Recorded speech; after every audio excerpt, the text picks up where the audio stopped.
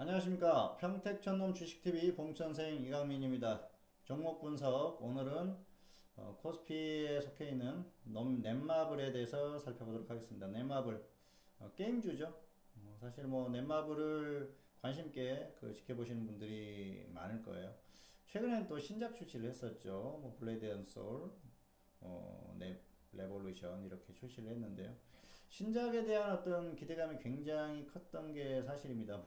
이 게임을 출시하면은 거의 뭐 게임 업계를 시장을 휩쓸 거다 뭐 그런 또 리포트도 봤던 기억이 나는데요.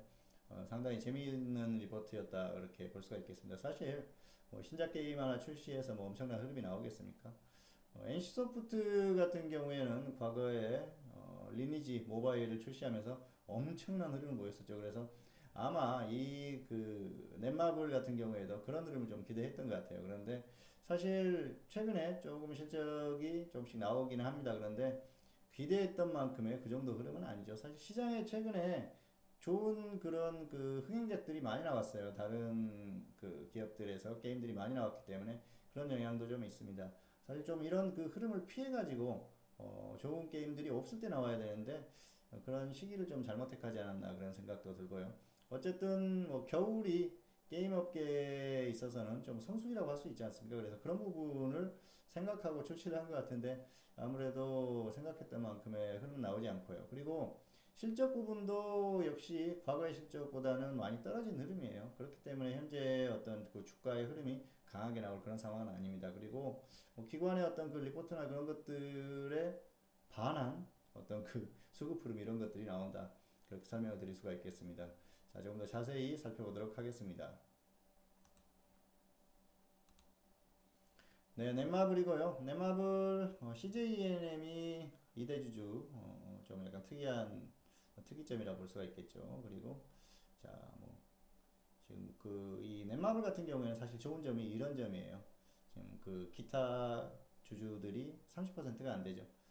그래서 사실 주가를 어떤 움직이기가 좀 쉽다. 뭐 그렇게 볼 수가 있겠는데요. 그래서 가끔 상장 이후에 엄청난 흐름이 나왔었다. 그렇게 볼 수가 있겠고요. 실적 보면은 지금 실적이 좀 떨어지는 흐름이죠. 사실 이런 부분이 좀 아쉽습니다. 자, 경쟁사인 NC소프트를 한번 보시도록 하실까요? NC소프트는 어떻습니까? 실적이 계속 뭐 좋아지는 흐름이죠. 특히 영업이익이 굉장히 좋아지고 있어요. 자, 이런 부분들이 좀 차이가 나는 그런 부분이죠. 주가의 흐름에서도 이런 부분이 차이가 나죠. 자, 주가의 흐름 한번 보실까요? NC소프트 최근까지 엄청나게 강했었죠. 놀라울 따름입니다. 지금 이게 추세가 거의 끝났다고 봤는데 사실 뭐 실적이 워낙 또 받쳐주는 그런 흐름이 나오면서 이런 흐름이 나오고 있고요. 넷마블은 어떻습니까? 계속 지금 좀 고전을 면치 못하고 있어요. 고점 대비해서 50% 이상 하락했었던 그런 흐름이고요. 자, 수급을 한번 보실까요? NC소프트 외국인들이 엄청나게 매수하는 흐름이 나왔었죠. 뭐, 이 외국인들 매수에 대해서 뭐 여러 가지 생각해 볼 필요는 있습니다만, 어쨌든 주가를 끌어올렸던 건 사실입니다. 그리고 이제는 조금 뭐 개인적인 생각으로 한계 왔다고 보는데요. 오늘은 넷마블을 살펴보는 날입니다. 자, 수급이 좋지 않죠. 외국인 매도 그리고 기관도 전반적으로 강하게 매수를 하지 않아요. 그렇기 때문에 주가가 가기가 어렵죠. 기관들은 어떤 이 게임에 대해서 굉장히 기대감을 갖는 리포트를 많이 냈었는데 실제로는 수급은 그렇지 않았다. 그런 것들 좀 생각하실 필요가 있을 것 같고요. 흐름 자체가 좋지 않습니다. 그리고 여전히 고평가되어 있는 기업이에요. 계속해서 하락할 가능성이 높죠. 그리고 이 넷마블과 NC소프트는 서로 상반된 흐름을 보일 가능성이 높다 그렇게 보시면 될 것 같습니다. 왜냐하면은 이게 어떤 게임 업종에 있는 대표 종목들 아닙니까? 그래서 한 종목에 관심이 쏠리고 수급이 쏠리면은 다른 종목은 피해를 볼 수밖에 없어요. 그런 흐름에서 지금 최근까지 피해를 봤었던 상황이고요. 또 실적이나 이런 부분까지 받쳐주지 않다 보니까 더 좋지 않은 흐름이 나오고 있습니다. 그리고 수급이나 이런 것들이 개선되기에는 현재 시장 환경이 너무 좋지 않기 때문에 여기서 큰 기대를 하기는 어렵습니다. 최근에 중국 쪽에서 게임 허가를 다시 내준다. 뭐 그런 뉴스가 나오면서 조금 기대감을 갖는데요. 너무 큰 기대는 하지 않는 게 좋아요. 기본적으로 너무 고평가된 기업이고 그렇다고 나와 있는 실적이나 이런 것들이 두드러지지 않기 때문에 추세적인 흐름에 있어서는 더 조정을 받을 가능성이 상당히 높습니다.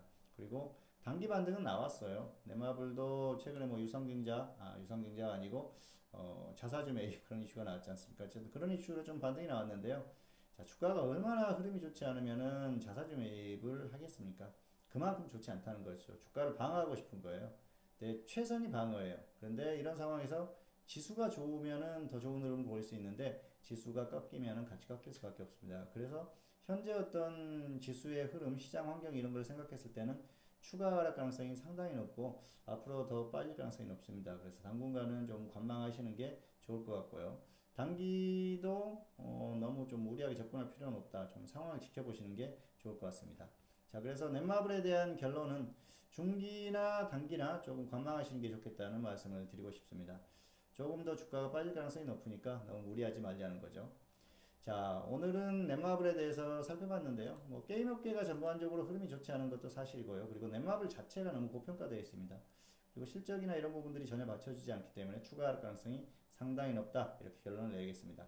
자, 넷마블은 당분간 관망을 하시는 게 좋을 것 같습니다. 그리고 향후에 어떤 그 지수가 흐름이 좋았을 때 그때 다시 한번 접근하시는 게 좋을 것 같고요. 지수가 반등했는데 게임주들의 어떤 흐름이 전반적으로 좋다. 그럴 때 접근하는 겁니다. 지금은 일단 아니고요.